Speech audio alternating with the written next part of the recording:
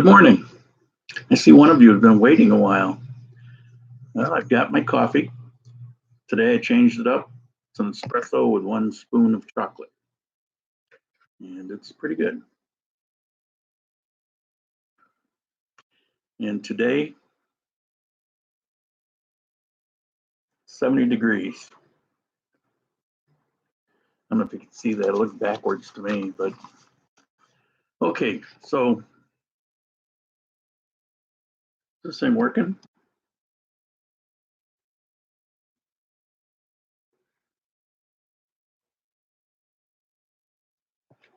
Well, I think it's live. I think it's going. Let me know if it's not. If you can hear me. Today, I want to cover, first of all, clarify the driver's license that I talked about in the last live, the Q&A. I think I just kind of confused the issue, so I want to clarify that. Next, I want to give my thoughts or my final thoughts on my trip to Ibague.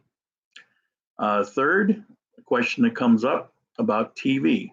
What do you watch for TV? What's available? And so I want to just explain what I use, and it's free.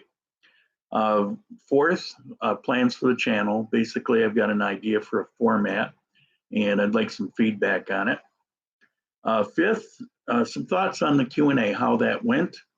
And sixth, last, is a useful tip. So if you hang in there, I think I've got, if you're coming to visit here or really any country, a useful tip for you. So I wish I knew for sure it was live. I don't know how to. All right, we'll just assume.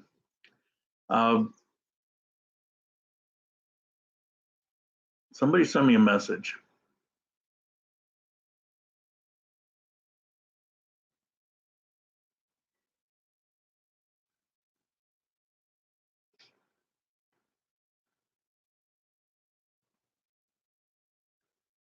Unable to connect chat. Please try later.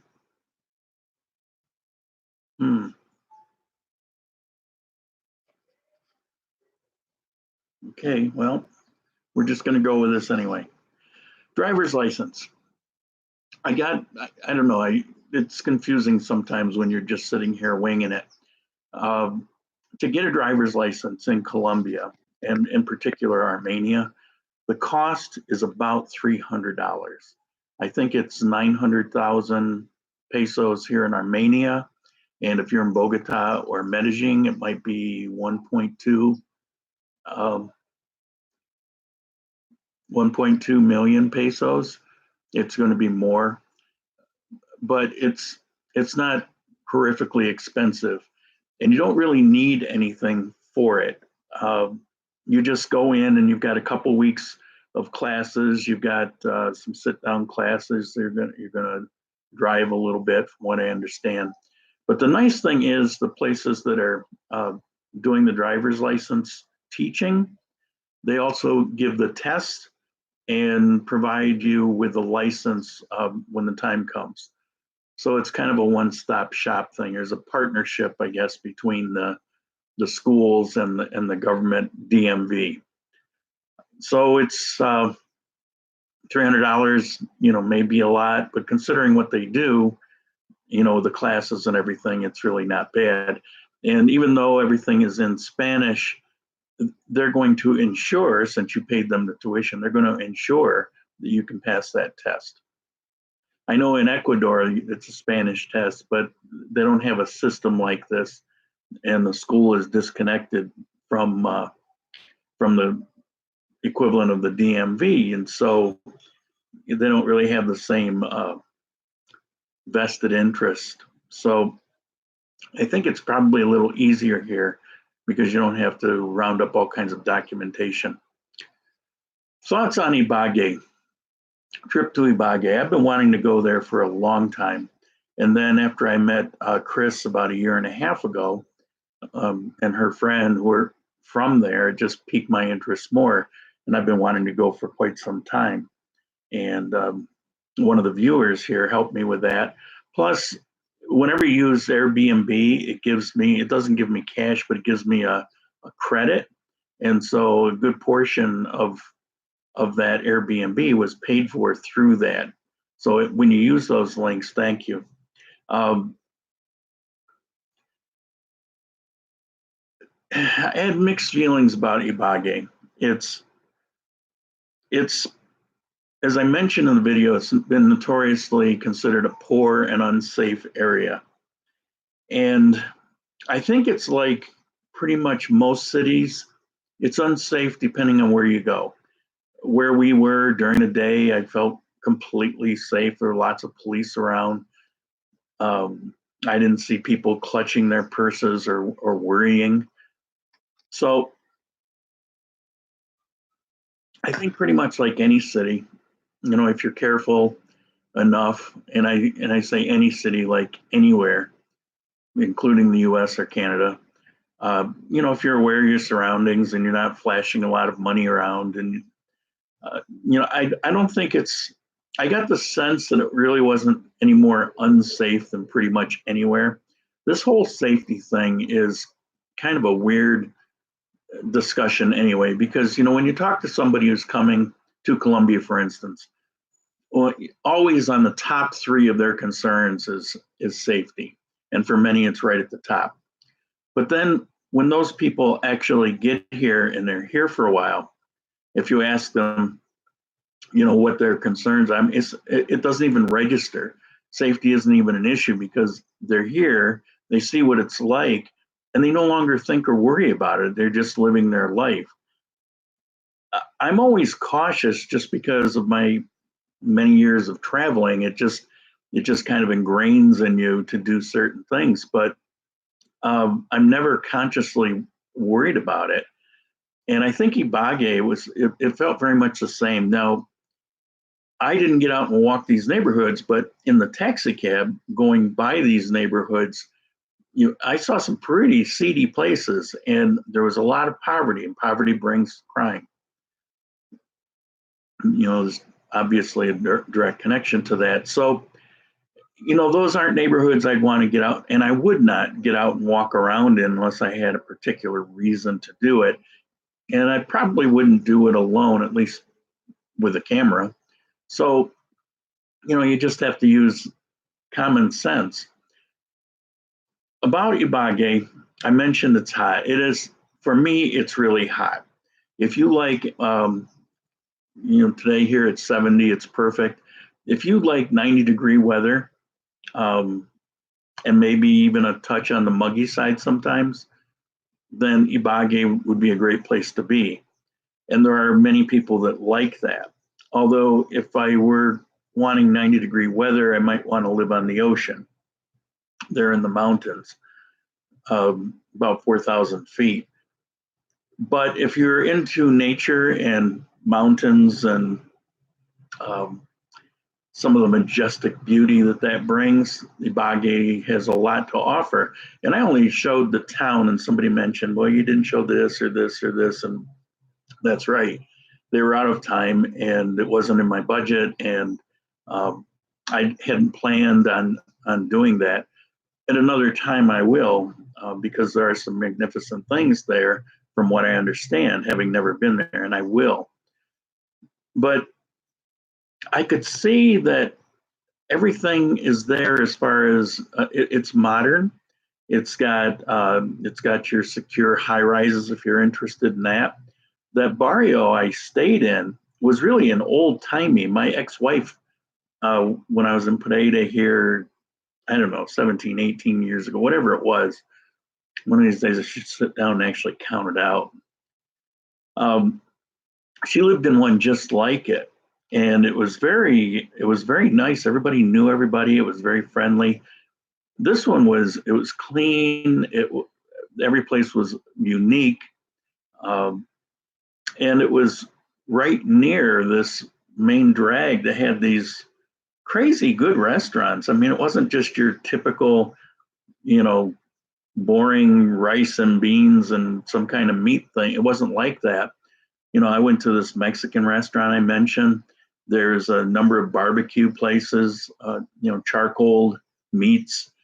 There was a butcher shop there that looked fresh and clean and good cuts. And there was a little store, a place to pay for your cell phone, a pharmacy. It's all within a few blocks. I could see that this would be a nice place to live. And one of the upsides is a lot of Ibague is similar to Armenia, which is a theme in Colombia. A lot of greenery, a lot of trees.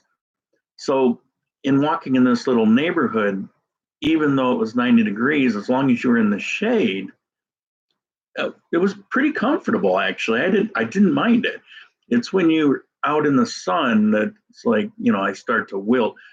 I don't like to walk around and be sweating. And there you saw a lot of people walking around and sweating because it was just hot. Of course, if you were in a tree area, if you were in one of those neighborhoods and you're living there, then the temperature is different. It's a lot more comfortable.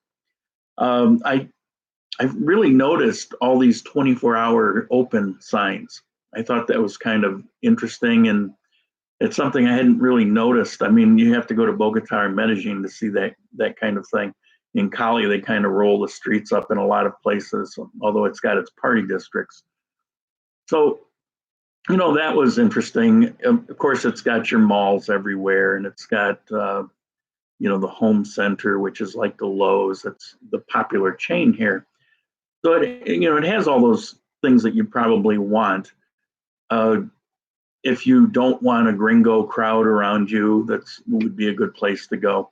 So if you don't mind heat, I would suggest going to see it, if nothing more than to see the landscape around it. The road, last thing I'll mention about Ibague is the road that goes from the coast, Buenaventura, which is the Pacific port. It's the main Pacific port. So all the things from China and Vietnam, all the goods that come in from those places in Japan, they come into that port. And here, because of the mountains, you don't really have trains, so it's all done by semis. I saw more Kenworths per square foot. It was crazy. But you've got all these semi trucks that go from there to Bogota. And from Bogota, then there's a lot of distribution that goes out. And that road goes through Ibague. And it's that winding road that it's actually a dangerous highway. In the past, it was dangerous because there's so many bridges that connect, because this is all this mountainy thing. And these bridges would collapse and people would die. And it was almost a common thing, although it might be every few years or something. It happened all too often. All those bridges are new now, but they're building that tunnel, the second longest tunnel in South America. It's over 5 miles long, and it's going to cut off the worst part of that. And it's going to save these truckers about an hour and a half of drive time, which is pretty substantial. In the bus, it's not really a problem, but the traffic is problematic because there are so many trucks that a lot of it is kind of stop and go. But even at that, I got to Ibague in 3 hours, and then it continues on to Bogota, which would be another 3.5, 4 hour on the bus or travel. So what's my point on this? Well, with all these semi trucks coming through, once that tunnel is built, it will allow for even more traffic. You can already see the economy really hitting Ibague. You see a lot of construction. You see a lot of new things going on. And it's only going to grow from there, particularly, on its way to Bogota. People avoid going. I avoided going there because I know the road. I've been on that road before. I just never stopped in Ibague. So, people are going to avoid it just because it's tedious and traffic, and you don't want to sit in line. And when that clears up and it becomes much safer, I think you're going to see a lot of new activity in Ibague, beyond what's going on there. So good place. I can see a lot of good things about it. I actually liked it better than many, many places in Colombia. So you like warm weather, check it out. TV. I masked this quite a bit and I've done some videos on it, but those were actually when I was in Ecuador, but it's the same thing here. I don't recommend getting any kind of cable. Why pay for a service, 50 bucks, 100 bucks, whatever it is? It's going to be primarily in Spanish, although you'll get some English, but it's not across the board. It's not like somebody's trying to tell me that doesn't live here and they're saying, all you have to do is, go and flip it to, the English language and it'll all be in English, because after all, they're originally English speaking programs. Well, if that were only true, it's not true. An English speaking program and you flip it to English and it can still be in Spanish. And one thing in particular, if you like NFL football, you're not going to find it in English on these cable channels generally. So that's an issue. Plus, why spend that money? So I use Kodi, which from time to time can be problematic, although there are new programs so that you can do automatic updates, and a lot of the work that you had to do to make it function before, you no longer have to. But I use it for certain things that I can't get any other way, because you can get literally everything that's ever made, will be made, live shows. You can do that on Kodi. And if you want to know Kodi, you can set it up before you come here. If you're not here, just go to YouTube and type in Kodi, and you're going to find all kinds of how-tos. I just caution you, be sure the date of that video, you want to get something that was in the last month or two, because it changes all the time and it's changed a lot. And if you get an older one, you're going to go through a lot more work than you have to now. But my favorite is probably called Stremio, Stremio. It's free, and you don't get anything live, which I don't even worry about that anymore. But you can get most every show. Now, some that won't make a good connection, and it's going to buffer on you. But you get to know what shows those are, and you just delete it from your playlist. And you can always go pick it up on Kodi. But the shows that come through, which are most of them, come through fine, and they're nonstop. It's just like watching Netflix, and it's free. And of course, I kept my Netflix. So I pay my $9 or whatever it went up to a month, and I've kept it. The Netflix here is different than Netflix in the United States. You get about half the programming. On the other hand, half of the programming is more than I'll ever watch in my lifetime. But there may be some particular things not there, but then you can go and get it on Stremio or Kodi. So watching TV is not a problem as long as you have internet. Now, to run these programs, you don't need a whole lot. 10 will do it. I've got 20 for speed here for my Wi-Fi. You don't have to get 50 or 100. It's ridiculous. I have Movie Star, so it's very consistent, which is a lot of it. A lot of people think that they need a lot more in speed because they've experienced internet that's got its highs and lows, and so they measure it based on the lows. Well, it's a busy time of day. It was 7 o'clock at night. I'm trying to watch a movie, and it kept stopping. Well, yeah, that's the case. And you can talk to your service about that. They can actually correct that. But with the Movie Star and Tigo, you get something that's a lot more stable, a lot more steady, and it becomes a lot less important. And I've noticed for a short time I had 10, and I could still watch all the shows, although I couldn't run my laptop and that. So 20 is really kind of the sweet spot. I can do Wi-Fi on my phone and on my laptop and on a TV. You can run a couple TVs without a problem. So that's how you handle, TV here. You save a lot of money, and you know, you don't have to pay the cable monsters. Plans for the channel. Let me go to I actually have notes here. Plans for the channel. All right, this is my thought. I would like to, get some feedback on it, although God knows why the chat isn't working. Feedback. I'm thinking every Sunday do coffee time. Today's 9 o'clock Columbia time. I could probably move that to 10. 11 could be really problematic because I do things. So let me know if you think this is worth doing, and if it would be good as a kind of a steady feature every week when I travel, if I get the right internet, and usually it's rarely a problem. I can still do it.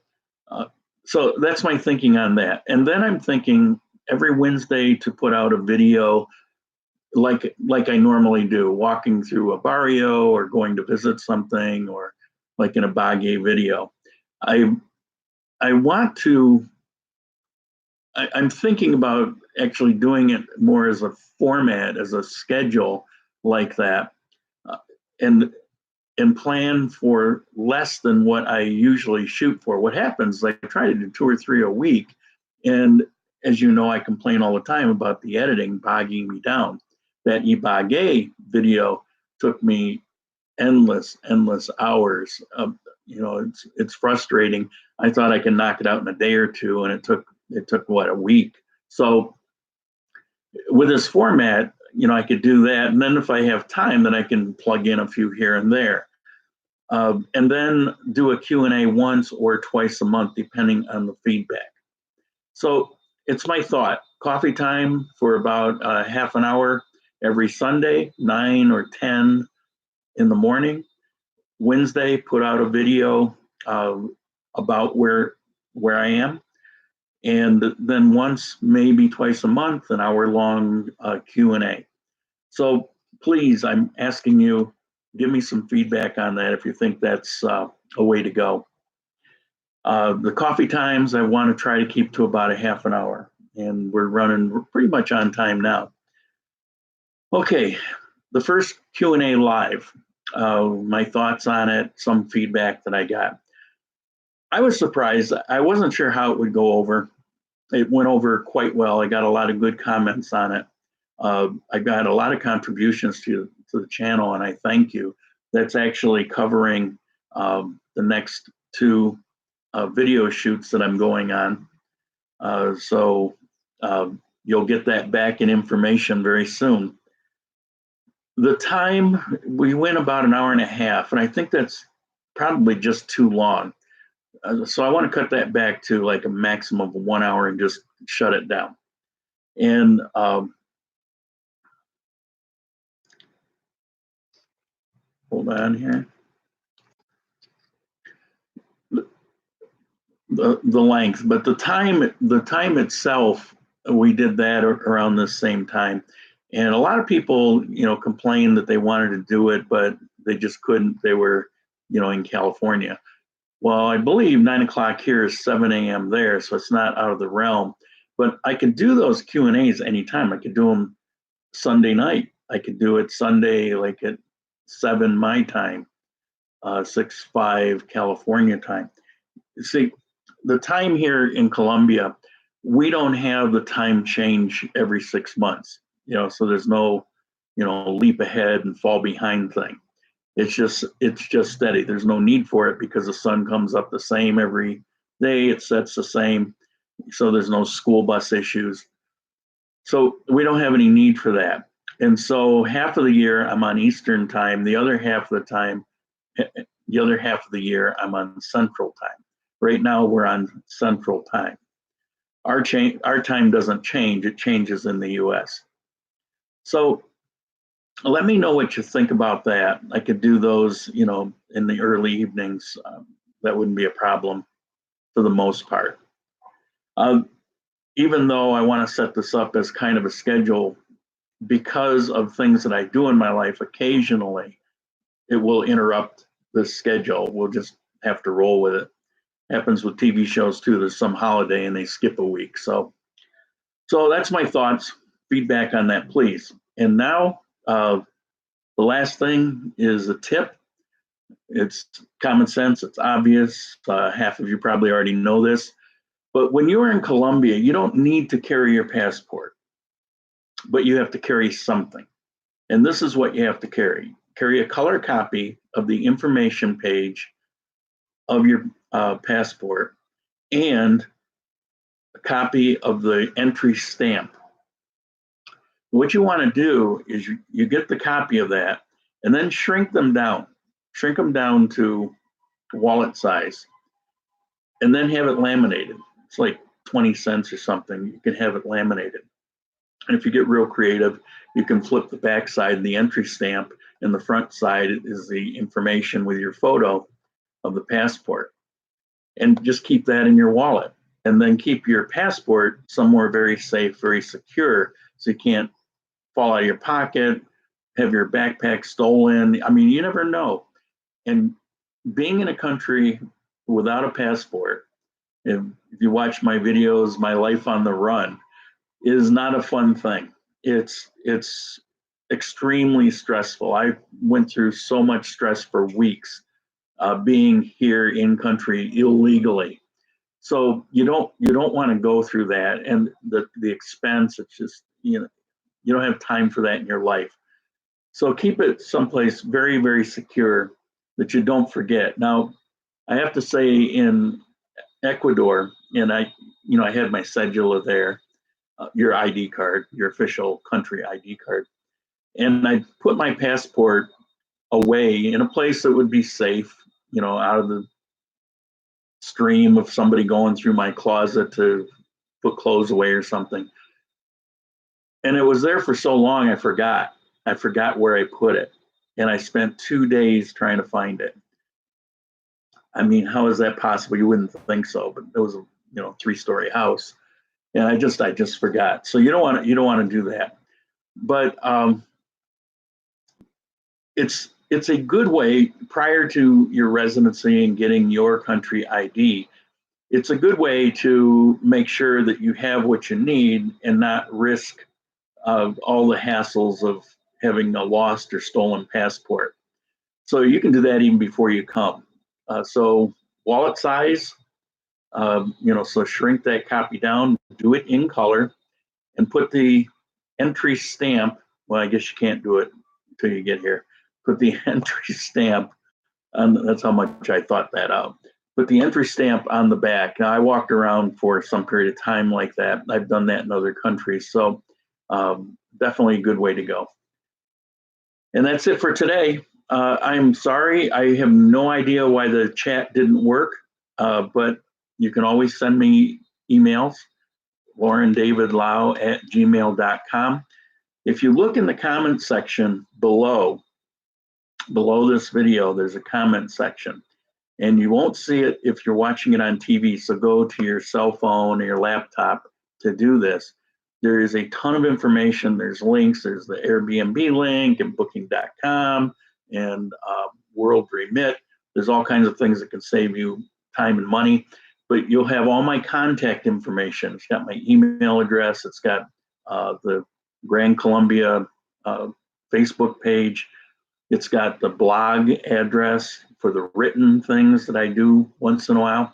So if you haven't look in that comment section, because I get all the time people say, how do I get in touch with you? Well, it's all kind of spelled out there. So I hope you enjoyed your coffee, and I look forward to hearing from you on those things I asked about. And that's it for today. Have a good day.